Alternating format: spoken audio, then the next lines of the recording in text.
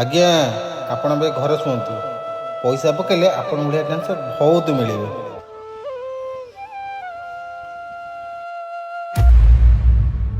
ସାଙ୍ଗ କ'ଣ ହେଇଛି କିରେ? ନାଇଁ ମ କିଛି ନାହିଁ। କ'ଣ ହେଇଛି ସାଙ୍ଗ, ମନ କାହିଁ ଦୁଃଖ? ଦେଖ ସାଙ୍ଗ, ଗୋଟେ କଥା କହୁଛି, କହିବୁ ମୋର କ'ଣ ଭୁଲ। ଦେଖ ସାଙ୍ଗ, ତୁ ତ ଜାଣିଛୁ ମୁଁ ଗୋଟେ ଡ୍ୟାନ୍ସ କ୍ଲାସ୍ ଡ୍ୟାନ୍ସ ଶିଖଉଥିଲି। ହଁ ଗୋଟେ କଥା କହ, କାହାକୁ ସାହାଯ୍ୟ କରିଟା କ'ଣ ଭୁଲ?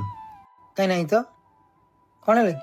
ଏମିତି କାହିଁ କହୁଛୁ? ଦେଖ, ଯେତେବେଳେ ସେ କ୍ଲାସ୍ର କିଛି ଭ୍ୟାଲ୍ୟୁ ନଥିଲା ସେତେବେଳେ ମୋ ଜିଜା ଲଗେଇକି କ୍ଲାସ୍କୁ ଉଠେଇଲି।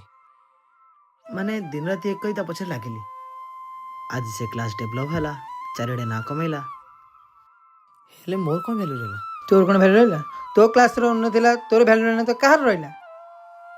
ତୁ ତ ଜାଣିଛୁ ସାଙ୍ଗ, ମୋ ଦେହଟା ଖରାପ ଥିଲା 15 ଦିନ ହେବ। ମେଡ଼ିକାଲରେ ଆଡ଼ମିଟ୍ ବି ଥିଲି।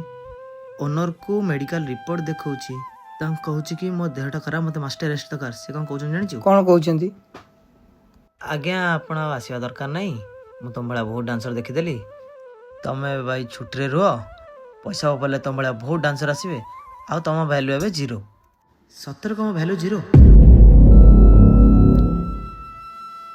ହଉ ଛାଡ଼ ସାଙ୍ଗ, ସେ କଥା ଛାଡ଼, ଉପର ବାଲା ଉପରେ ଛାଡ଼, ଦେଖିବୁ ସବୁ ଠିକ୍ ହେଇଯିବ।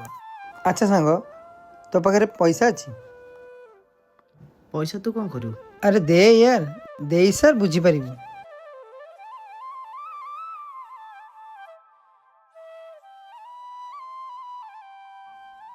ସାଙ୍ଗ ମୋ ପାଖରେ 200 ଟଙ୍କା ଅଛି।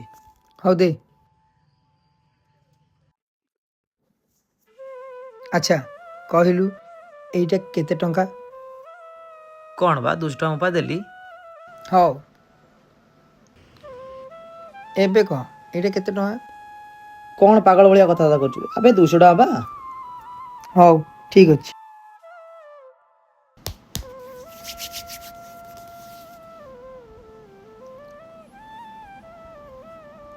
ଏବେ କହ, ଏଇଟା କେତେ ଟଙ୍କା?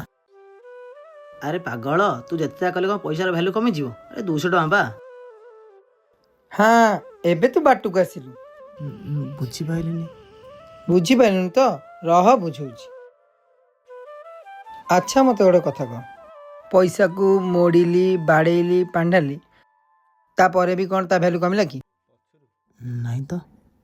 ଏତେ କିଛି କଲା ପରେ ପଇସାର ଭ୍ୟାଲୁ ଯଦି କମୁନି, ତୋ ଭ୍ୟାଲୁଟା କମିଯାଉଛି ବୋଲି କେମିତି ଭାବୁଛୁ?